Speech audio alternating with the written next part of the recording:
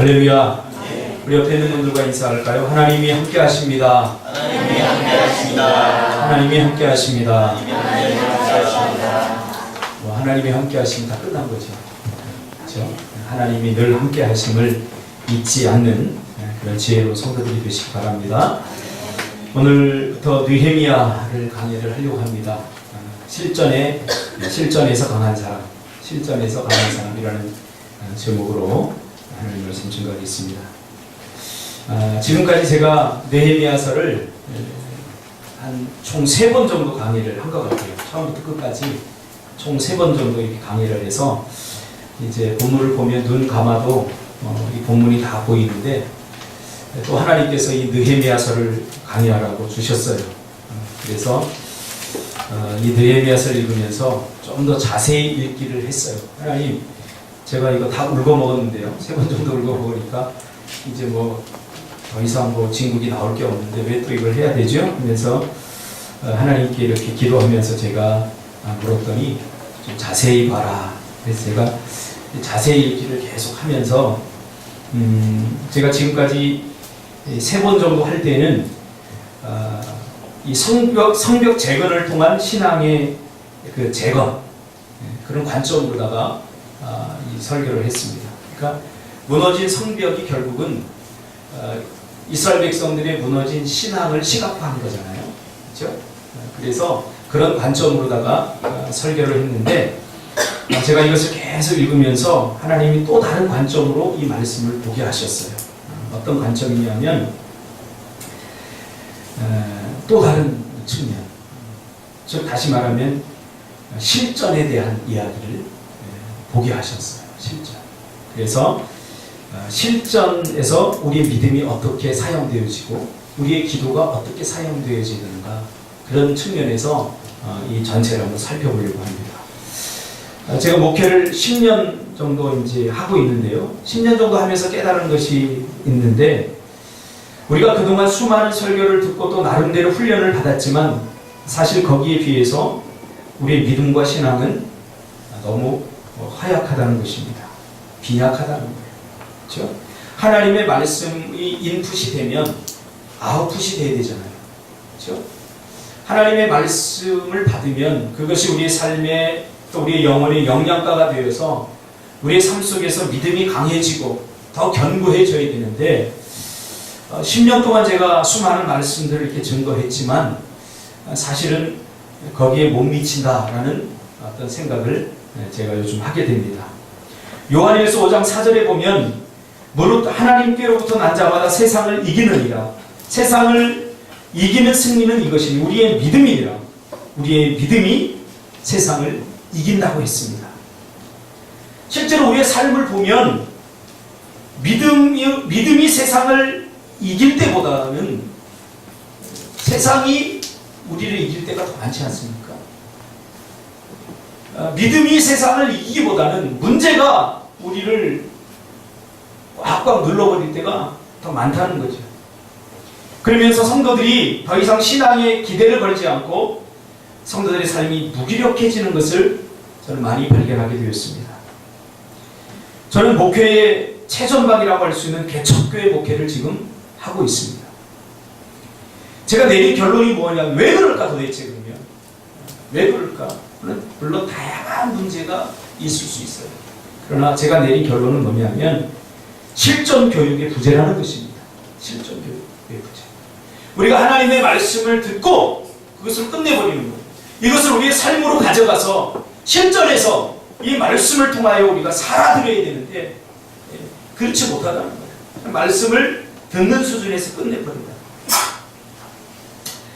그러면서 때로는 제가 아프리카의 주술사가 되어가는 건 아닌가, 그런 생각도 가끔 합니다. 성도들이 원하는 것은 우리의 복을 빌어주고 헌금을 하면 복을 빌어주고 축복을 해주는 그런 주술사 이상의 것들을 원하고 있지 않은 것은 아닌가, 그런 생각을 가끔 할 때도 있습니다. 순복음식 성령운동의 한계를 극복하기 위해서 80년대부터 제자훈련이 한국에 도입이 됐습니다. 그래서 뭐 개척교회부터 시작해서 큰 교회 할 것 없이 한국에 한 20여 년 동안 제자 훈련 바람이 불었습니다. 제자 훈련을 왜 하게 되었습니까? 이 순복음식의 성령 운동의 한계를 느꼈습니다. 왜냐하면 막 기도도 뜨겁게 하고 막 기적도 일어나고 이렇게 하는데 삶을 보니까 인격적으로 뭔가 부족한 거예요.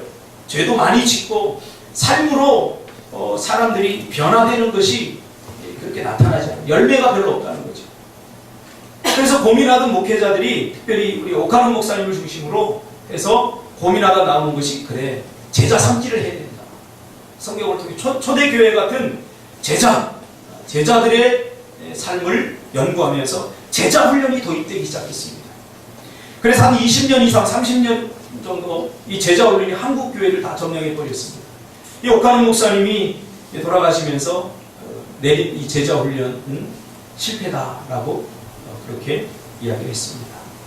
물론 이것이 여러 가지 의미가 있습니다. 그냥 단순히 실패했다. 저는 그렇게 보지 않습니다. 제자 훈련이 분명히 한국교회에 미친 엄청난 영향력도 있습니다. 그러나 성경의 잣대로 되어보니까 제자 훈련은 여전히 뭔가 부족하더라. 그런 결론을 내리게 된 거죠. 제자 훈련 한 번 안 받아본 사람 없을 것입니다.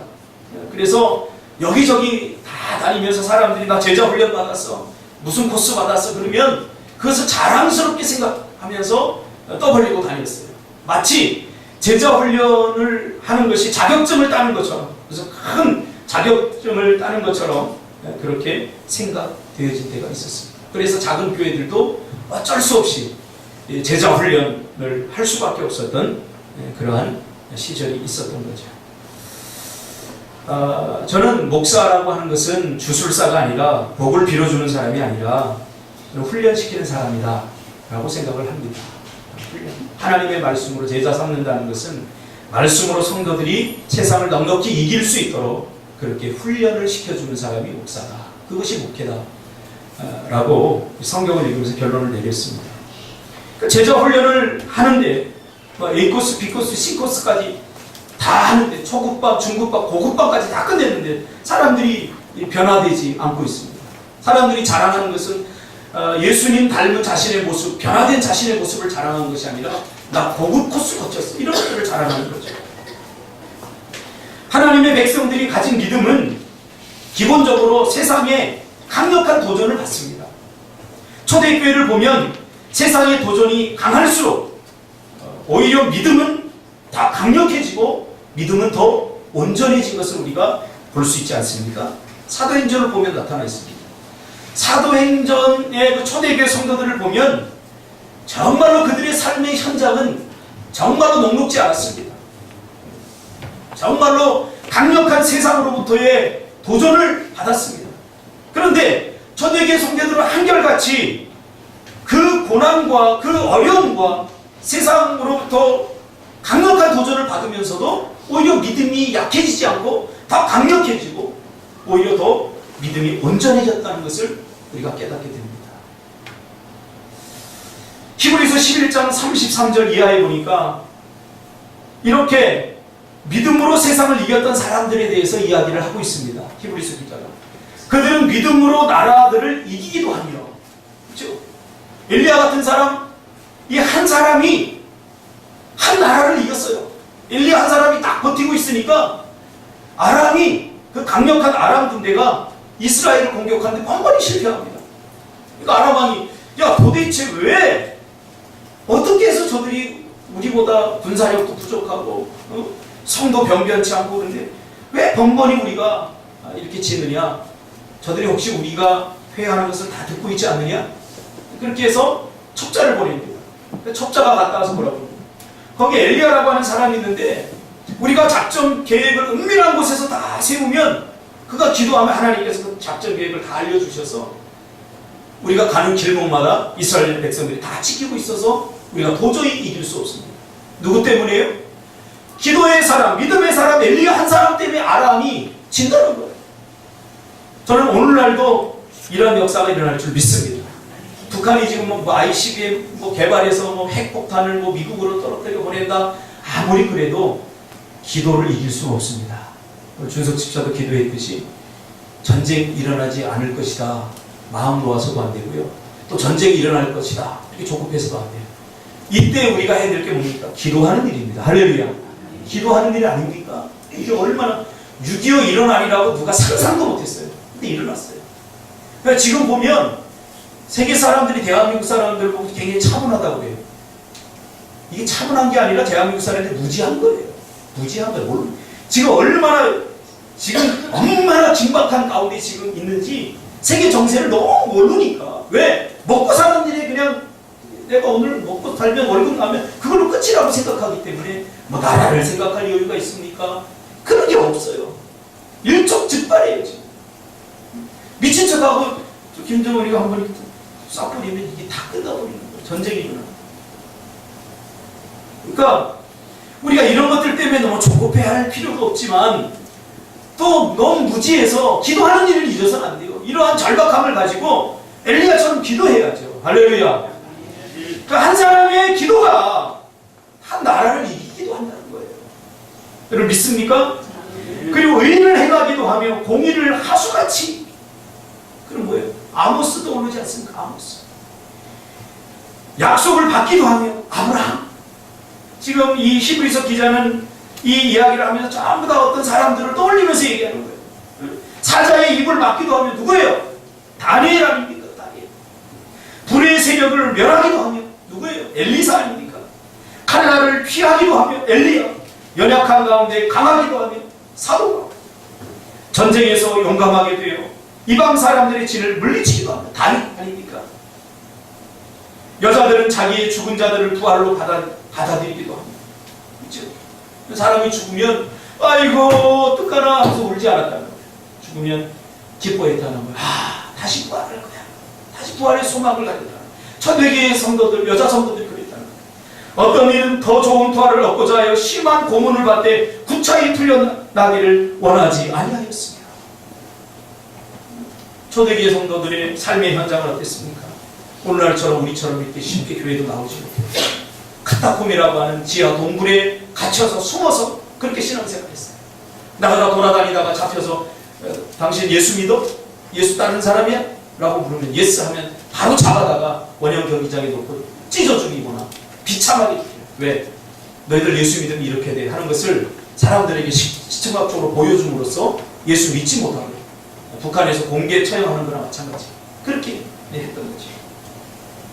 그래서 잡혀가요. 온갖 고문을 받고 너 예수 부인하면 살려줄 거야. 그런데 구차히 풀려나기를 원하지 않았다는 거예요.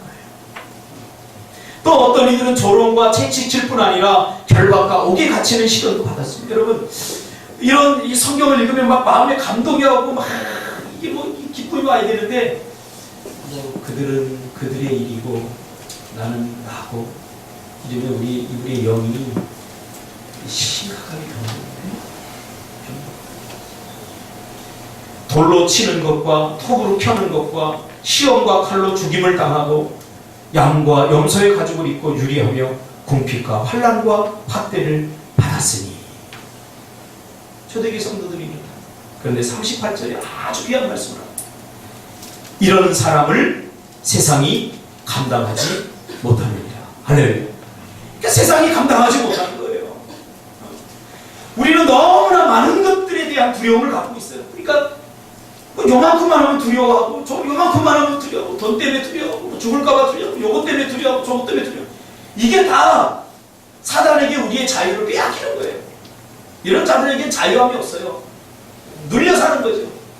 이건 이래서 못하고 저건 저래서 못하고 이건 안 될까봐 못하고 이 두려움이 가득하니까 세상을 이길 수 있나요? 세상이 우리를 가지고 노는 거죠. 그러나 초대교회 성도들은 세상이 감당하지 못할 믿음을 가졌다. 왜? 야, 너 예수 믿어? 너 믿음 포기해. 그렇지 않으면 막 죽여버릴 거야. 그래, 나 죽여도 돼. 다시 사는데 뭐. 이렇게 나오는데 어떻게 할 거예요? 이런 사람 감당할 수 있어요? 예? 이 사람 감당할 수 있어요? 감당 못해요. 톱을 갖고 와서 너 예수 계속 믿어 톱으로 쓸어 죽여버려. 그래, 나 죽을 거야. 죽여. 이런 사람 감당할 수 없다고요. 근데 초대교회 성도들이 왜 그렇게 당당할 수 있었느냐 그 말이죠. 그들도 우리와 똑같은 성경을 가지고 있어서 그런 것들 때문에 두려움이 있었을 것이고 그런 것들 때문에 심히 고통스러웠을 것입니다. 그러나 그들이 우리와 달랐던 점은 그들은 믿음을 허상으로 받지 않고 믿음으로 현재를 살아냈기 때문입니다. 이게 다른 거예요.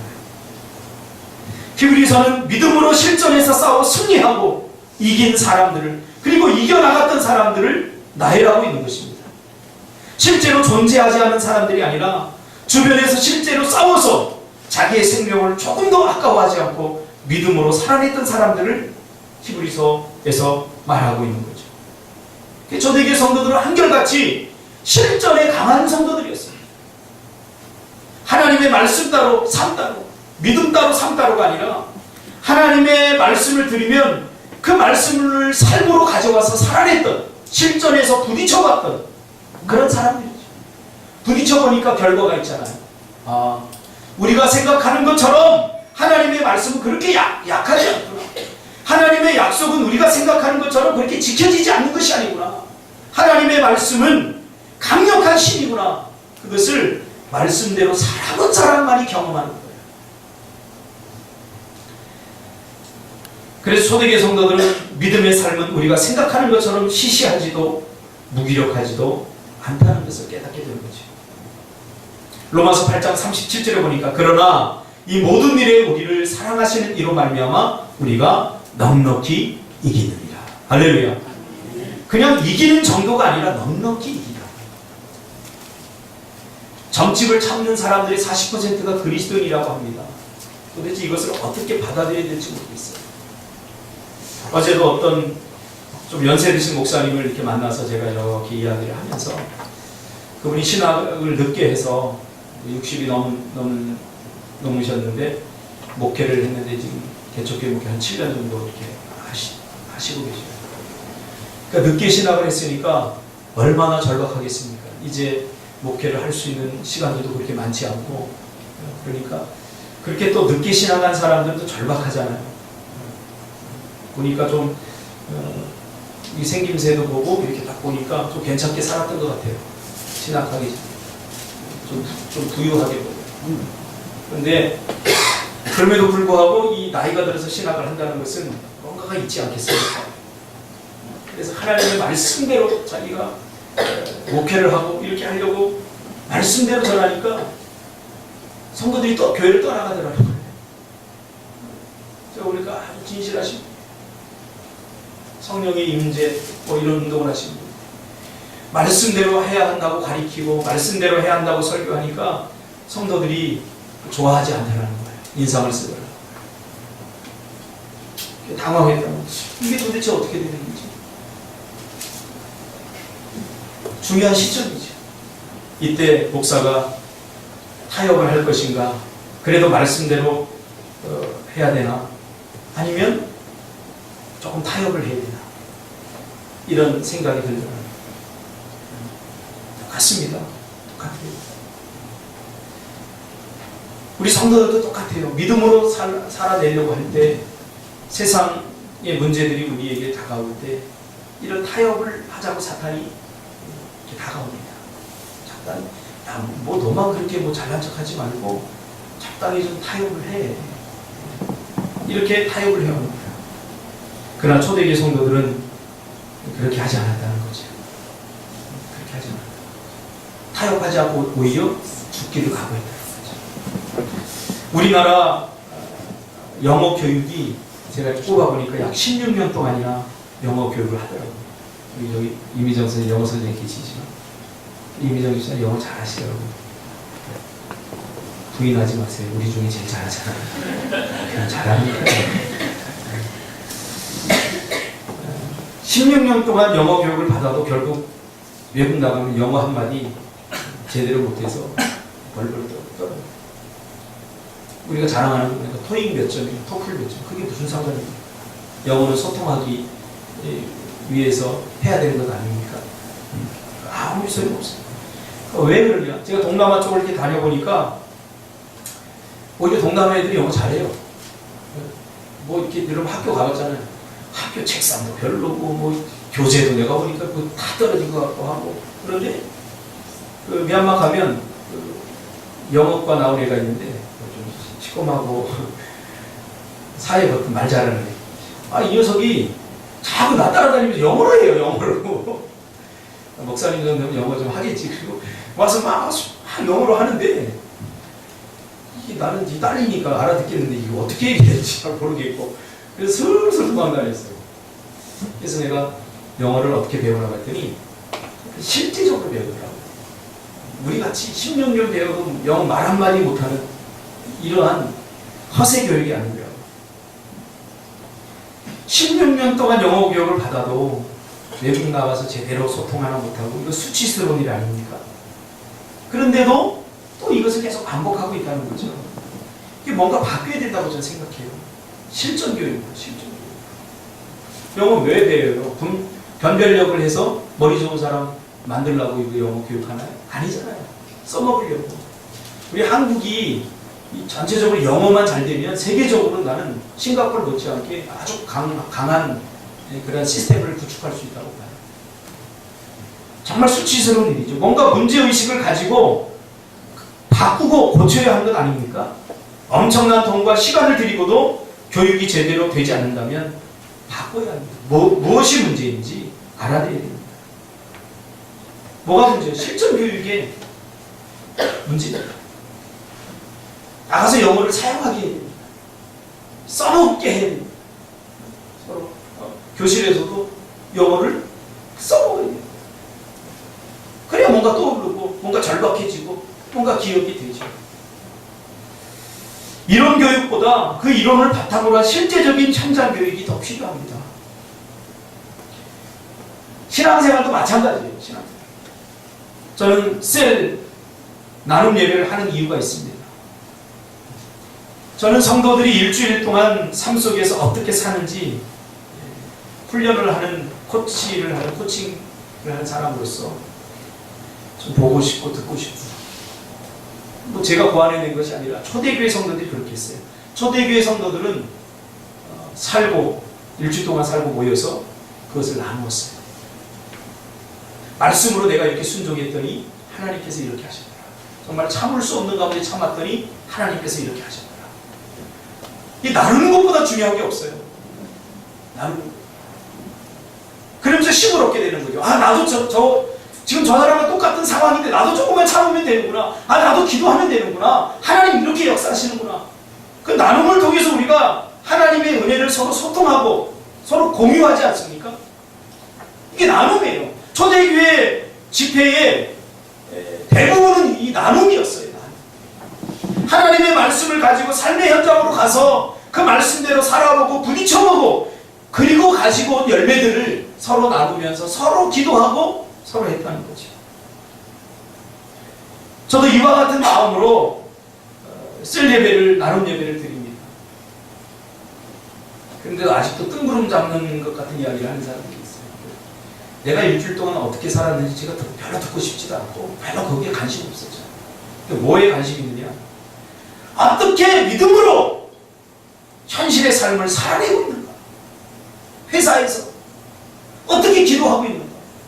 학교의 현장에서 떡볶이 만드는 그 삶의 현장에서 어떻게 믿음으로 살아내고 있고 어떻게 그 여유가 없는 상황 속에서 기도를 하고 있는가? 바쁘니까 못해요. 그거 아니라 바빠도 해야 되는 그 기도입니다. 그것을 보여줘야 됩니다. 할렐루야. 저는 가끔 참 태안 집사한테 그러는 거예요.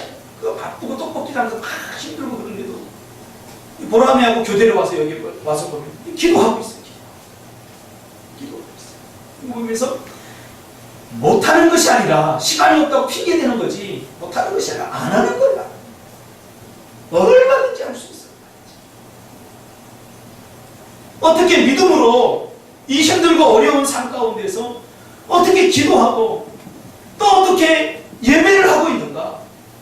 이런 것들을 통해서 어려움에 처해 있고 믿음이 연약한 자들을 우리가 도울 수 있는 거예요. 나눔을 통해서. 그렇지 않습니까? 나눔을 통해서 도울 수 있는 거예요. 저는 이번 주 내내 가슴이 벅찼고 참 자랑스러웠어요. 우리 청년들이 청년 집사님 이 청년이 아니야? 유부남들이 이 땡볕에 저는 밖에 있는 것조차도 힘든 이 더운 날에 막노동하겠다고 대부도로, 뭐 김포로 이렇게 가서 일을 하더라고. 뭐 그렇게 해서 돈 벌지 않아도 살아요. 왜 그렇게 하지 제가 알기 때문에 가슴이 벅차. 갔더니 그러더니 주로 60대, 50대 넘은 아저씨들이, 야, 젊은 놈들이 왜 노가다로 왔냐. 젊은 놈들. 자랑스럽게 얘기하셔요. 자랑스럽게. 그게 실력이고 그게 능력이에요. 아, 어떻게 내가 그렇게 험한 일을 할 수 있어. 이런 사람들은 절대 실력 있는 사람들이 아니에요. 주를 위해서 무엇이든지 할 수 있을 때 그 믿음으로 사는 것 아닙니까? 말로만 멋지게 살고 싶죠. 이게 멋지게 사는 거라고 저는 생각해요. 초대교회 성도들을 보니까 초대교회 성도들이 그랬습니다. 그들의 삶은 모든 청중과 공동체 앞에서 모두 다 낱낱이 다 폭로되었어요. 나는 이런 죄를 지었습니다. 숨기지 않았어요. 그 죄 지은 것 때문에 공동체 피해 갈까봐 같이 붙들고 기도해 주면서 회복을 위해서 같이 힘썼다. 숨기지 않았다. 은밀한 일이 없었죠. 왜? 성령께서 역사하십니다. 같이 고민하고 같이 기도하면서 같이 함께 은혜를 나누고 회개의 기쁨과 구원의 감격을 같이 했죠. 이게 실전 교육입니다. 우리가 아무리 설교를 많이 듣고 기도를 많이 한다고 해도 실전에서 써먹지 못하면 그 훈련이나 교육이 좋은 훈련, 좋은 교육이라고 말할 수 없습니다. 한국교회 요즘 성도들이 설교 잘하는 목사님들 따라다니잖아요. 다 의미 없는 짓거리. 내가 살지 않으려고 그냥 쇼핑하는 거랑 마찬가지예요. 말씀 쇼핑을 하는 거죠. 와, 그래. 고개를 끄덕여. 하나님 말씀 들으라고 주셨나요? 살라고 주신 거죠. 그래서 어제 저희가 그 목사님 보고 있어요. 아니, 목사님이 연세도 이제 많으신데, 뭐 무슨 낙을 보겠다고, 교회 부흥을 보겠다고, 뭐 하던 거 포기합니까? 그냥 하세요. 내 목이 아니니까 제가 무책임하게 던졌습니다.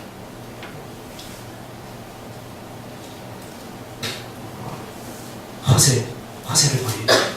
신앙의 허세를 버려야 됩니다. 지금이 중요한 거죠. 내가 목사라는 게 뭐 중요합니까? 삶의 문제를 해결하지 못하고 허덕이면서 있으면 이 목사라는 게 무슨 의미가 있습니까? 의미가 없어요. 내가 30년 예수 믿는 게 무슨 소용이 있습니까? 삶의 문제 하나 해결하지 못하고 견뎌내지 못하고 이겨내지 못하고 허세 아닙니까? 제가 요즘 그 JTBC에서 하는 자연인이나 아니면 그 야생 생존 그런 거 좀 좋아합니다. 나중에 언젠가 꼭 살아보고 싶어요. 무인도에 가서 혼자 한번 살아보고 싶어요. 거기 보니까 야생 생존 대한민국의 최강들이 나오더라고요. 뭐 해병대 수색대 출신, 공수부대 출신, 뭐 특공대 출신 이렇게 해서 세 사람이 나와서 그 추운 날 무인도에 가가지고 아무것도 안 주고 살아보라는 거예요. 살아보라.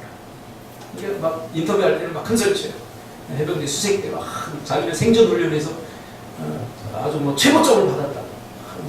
해병대 수색대 중에서도 자기 최고의 생존력을 갖고 있다. 이러면서 막 큰 소리 쳐요. 뭐 공수부대도 지지 않으려고 막 이렇게 해요. 근데 딱 가보니까 무인도에 가보니까 겨울에 여러분 그 추운데 집 하나 없는데 어떻게 살아납니까? 뭐 불을 켜는데도 몇 시간 걸려요. 그러면서 이거 훈련 받을 때는 됐는데 이거 이론적으로는 이게 됐는데 왜 안 되지? 그러면서 나중에는 다 못해요. 딱 한 사람이 잘 하더라고요. 그래요. 실전에서 써먹지 못하고 실전에서 부딪혀 보지 않은 것은 아무 의미가 없어요. 아무 의미가 없다. 해내야 되는 거죠. 말씀으로 살아드려야 되는 거죠. 그런 의미에서 느헤미야는 우리에게 정말 많은 도전을 주고 있어요. 오늘은 서론 시간이고 본론으로 들어가진 않겠습니다. 제가 개척교회를 10년째 하면서 가장 많이 들었던 말씀이 뭔지 아세요? 하나님의 말씀대로 살아야 되는 건 알지만 그게 그렇게 쉽지 않다는 거예요. 이게 말씀을 전하는 목사로서는 엄청난 도전이 아닐 수가 없습니다. 말씀을 왜 전합니까? 말씀을 듣고 그 말씀을 붙잡고 삶에서 살아들이면서 그 말씀이 승리하는 것을 성전물을 가지고 교회로 돌아오고 말씀으로 살았더니 이기더라. 말씀을 통해서 위로받고 하는 것을 보여줘야 되는 거 아닙니까? 그것이 우리가 하나님께 영광을 돌릴 수 있는 최고의 길인데 그렇지 못하다고 하니까 이게 엄청난 위기 아니겠습니까? 그래서 말씀 따로 삶 따로 하나님의 말씀으로 세상을 살아내지 못하고 있다는 것입니다. 말씀으로 순종하고 살아드리는 것이 자꾸 불가능하다고 성도들이 말하는데 이것 때문에 잠이 잘 오지 않습니다. 청년들에게도 많이 들어요. 많이 들어요. 목사님 기도해야 되는 거 알죠? 안 되는데 어떻게 해요? 저한테 오히려 신경질로 저를 향해서 막 삿대질하고 공격받아요. 안 되는 걸 왜 자꾸 하라고. 제가 그런 청년들에게 질문했어요. 얼마나 해봤는데? 도대체 얼마나 해봐요? 예수님처럼 기도해보면 네? 땀방울이 핏방울이 되도록 기도해봐요. 창자가 끊어지도록 기도해봐요. 도대체 얼마나 해봐요? 해보지도 않고 안 될 것 같고 적당히 몇 마디 던져놓고 안 되니까 안 된다고 말하는 거 아닙니까? 내게 능력 주시는 자에서 모든 것을 할 수 있습니다. 내가 하는 것 아닙니다. 여러분 제발 정신 차리세요. 느헤미야에게서 배울 수 있는 신앙은 바로 이 실전 신앙입니다. 실전 신앙. 훈련은 여러분 반복입니다. 지금 느헤미야가 있던 시대의 배경이 언제입니까? 이스라엘이 솔로몬의 죄로 말미암아 남유다 북이스라엘로 나눠졌습니다. 그래서 바벨론 사람들에 의해서 예루살렘과 남유다가 망하게 됩니다. 망하면서 포로로 다 끌려갔습니다. 그러나 바벨론이 망하면서 페르시아가 바벨론을 쳐버립니다. 망하면서 페르시아 왕이었던 고레스가 538년에 이 식민지 정책을 바꿉니다. 그냥 이제는 끌려온 게 아니라 그곳에서 통치를 하게끔 합니다. 그래서 끌어왔던 포로들을 다시 고토로 보내는 작업을 합니다. 그래서 1차로 갈 사람, 예루살렘으로 갈 사람 하니까 어떤 사람들이 주로 자원을 했냐면 성전을 다시 짓고 성벽을 재건해서 이스라엘을 재건하려고 했던 그런 꿈을 꿨던 사람들이 1차로 지원을 합니다. 그래서 1차 포로 기한이 일어납니다. 그래서 이들이 고토로 돌아갑니다. 예루살렘으로 돌아가서 보니까 야, 이제 우리가 고향으로 돌아가면 무너졌던 성전을 다시 짓고 성벽을 재건하고 이스라엘을 재건해야 되겠다. 이러한 큰 꿈과 비전을 갖고 도착했는데 막상 본국으로 돌아와 보니까 이게 녹록지 않아요. 모든 것은 다 황폐해졌고 무너졌고 밭들도 다 사라졌고 먹고 살 만한 것들이 막막해요. 그러다 보니까 어떤 일이 일어났냐면 미루는 거예요. 하나님 다음에 해야지. 하나님 먹고 사는 게 먼저 아닙니까? 좀 미루겠습니다. 1년만 미룰게요. 2년만 미룰게요. 지금 그런 상황이 있어요.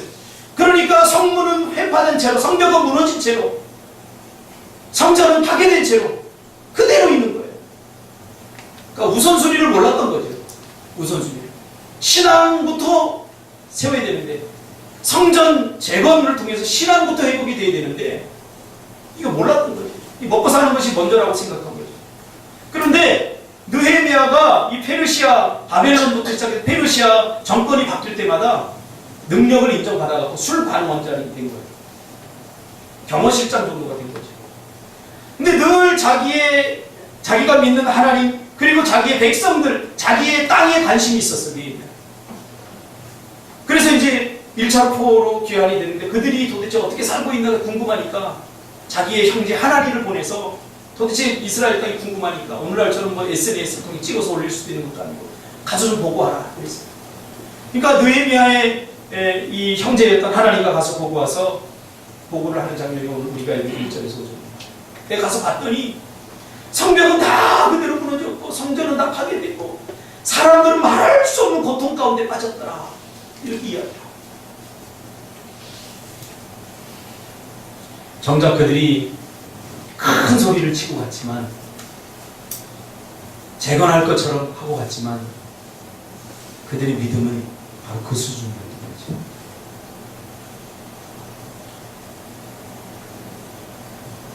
훈련은 반복입니다. 될 때까지 하는 겁니다. 부딪혀서 싸워서 이길 때까지 해야 돼요. 저는 10년 동안 설교를 해왔습니다. 근데 설교로 변하지 않습니다. 물론 설교의 불완전함, 설교자의 문제 등 많은 문제가 있음을 솔직히 고백하지 않을 수 없습니다. 그럼에도 불구하고 저는 더 큰 문제를 발견했습니다. 저는 설교자보다, 설교의 내용보다 더 중요한 것은 하나님의 역사하심이라고 생각합니다.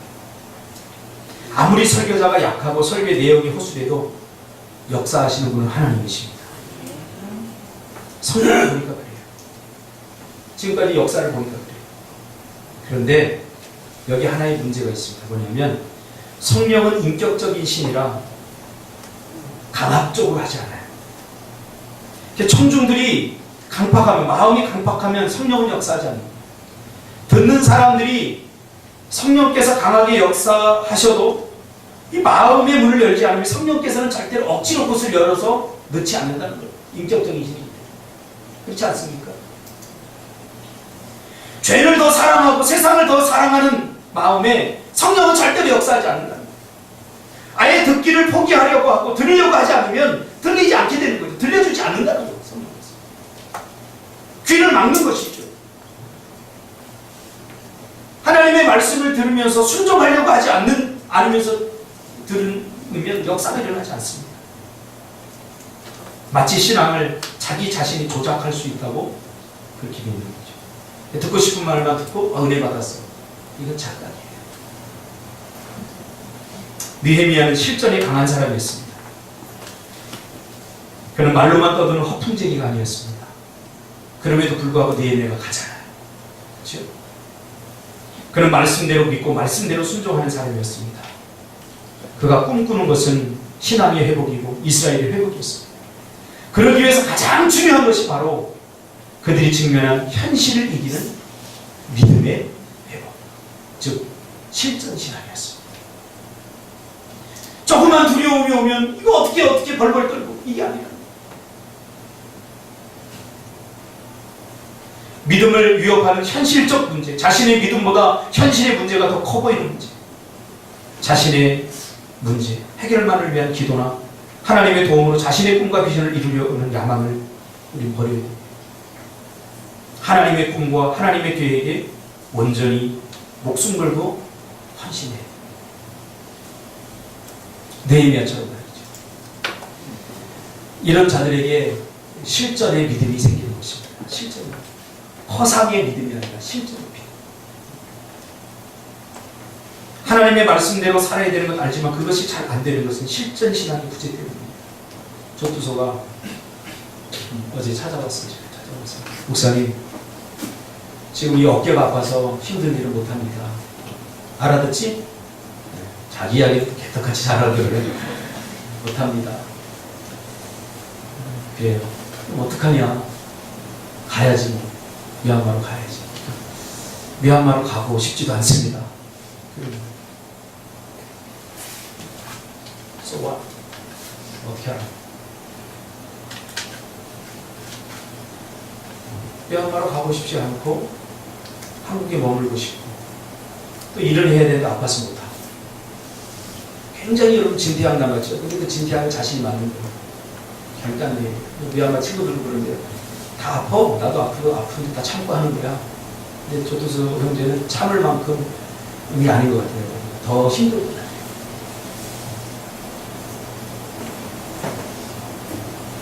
어떻게 해야 돼요? 저한테 정은혜 집사님, 조두수가 이렇게 나한테 지금 상의를 해왔어요. 어떻게 해야 돼요? 안타까워. 어떻게 해야 돼요?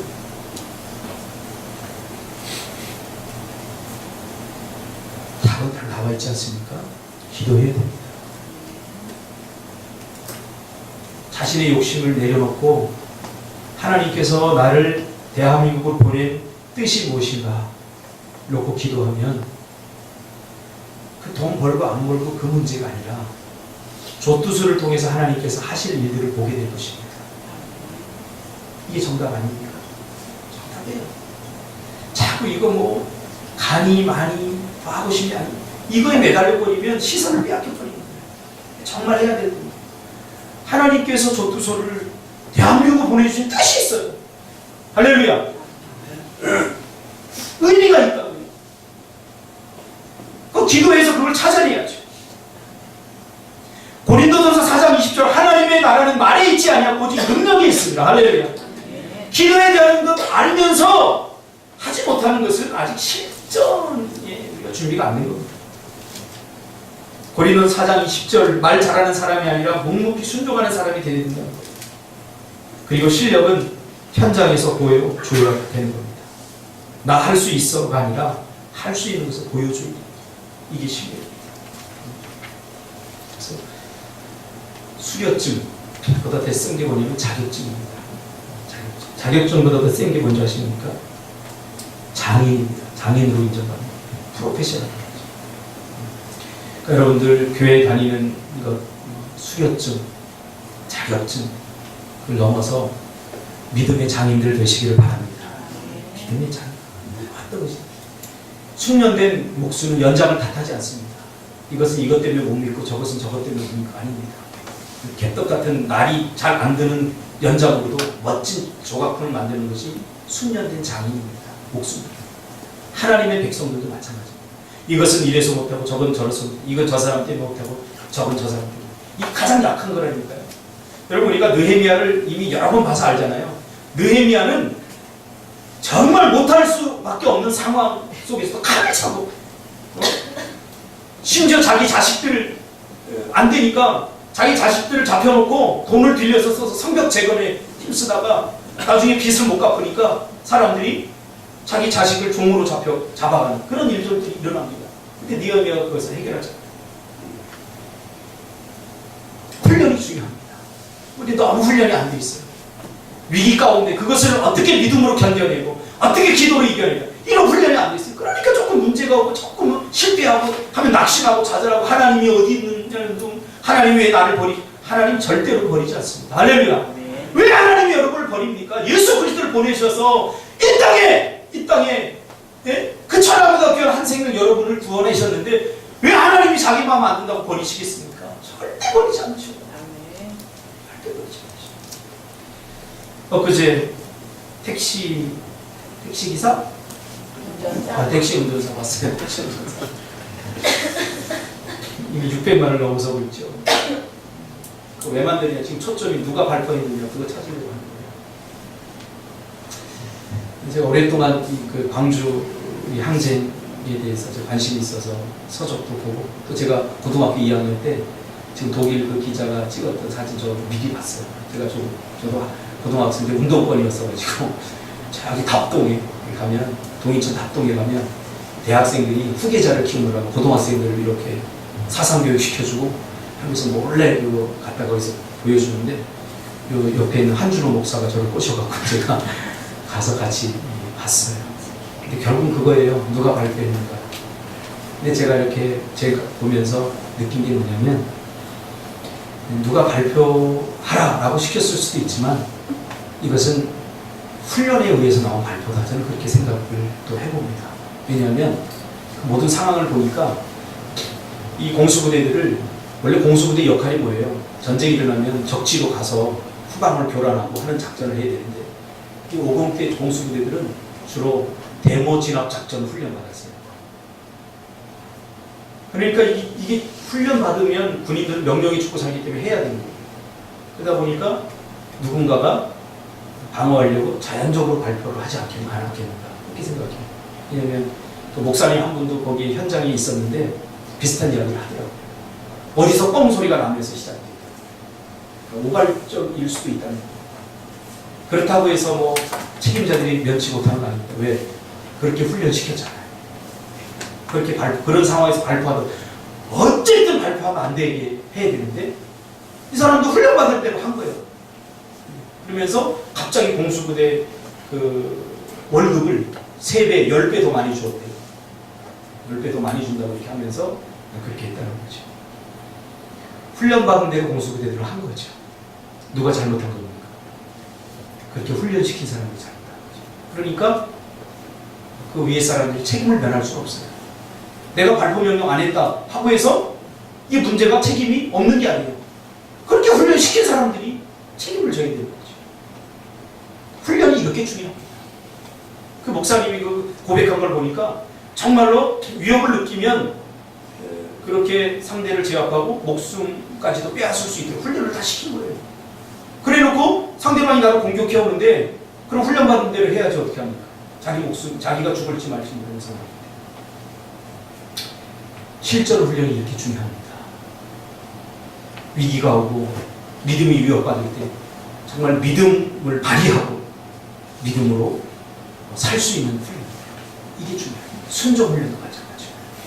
얼마 전에 여기 백령도 옆에 대청도에서 수영 못하는 아이가 너울섬 파도에 떠밀려갖고 800m를 떠내려갔어요. 순식간에 순식간에. 저도 수영을 좀 합니다만 다 죽은 줄 알았어요. 애가 이렇게 떠 있어요. 가가지고 거기에 이제 NLL을 지키는 고속정단이 있거든요. 굉장히 빨라요. 그 고속정단이 가가지고 가서 보니까 이 아이가 살아있는 거예요. 수영도 못하는데. 그래서 어떻게 살았는가? 생존 수영을 배우는 거예요. 우리 꼬맹이들도 요새 생존 수영 배우러 다니더라고요. 그래서 내가 아이고 그렇게 해서 뭐 살겠냐고 내가 그랬는데 이번에 우리 YC 캠프 가서 보니까 진짜로 애들이 이렇게 떠들어고요. 수영은 못하는데 아빠 봐라 나 배영한다? 배영은 안 해요. 내가 보니까 가야 되는데 가지 않고 이렇게 하니까 떠 있어요. 진짜 제대로 잘 배우는 거죠. 아이들이 순진할수록 순수할수록 가르치는 대로 잘해요. 그러니까 잘 되죠. 이게 힘을 빼야 되는데 힘을 빼고 8kg를 떠내려가면서 사는 거죠. 여러분 하나님의 말씀 그렇게 시시하지 않습니다. 하나님의 말씀대로 살라고 하는 것은 우리를 괜히 힘들게 하고 괜히 고통스럽게 하고 큰 무거운 짐, 말씀의 짐을 짊어져서 우리가 그렇게 말씀대로 사는 것을 힘들어하는 걸 보면서 하나님은 고소하다 그런 싸구리심이 아니라는 거죠. 그래서 여러분 말씀대로 치열하게 살아야 됩니다. 할렐루야. 말씀대로 부딪혀봐야 됩니다. 사랑하라고 하면 하세요. 못해 내가 어떻게 사랑해? 난 여기까지만 할 거야. 이게 내가 모험이 되니까 하세요. 죽도록 하세요. 저도 되더라고요. 전 예전에 미운 사람 얼마나 많았는데 내 말대로 하면 다 미웠어요.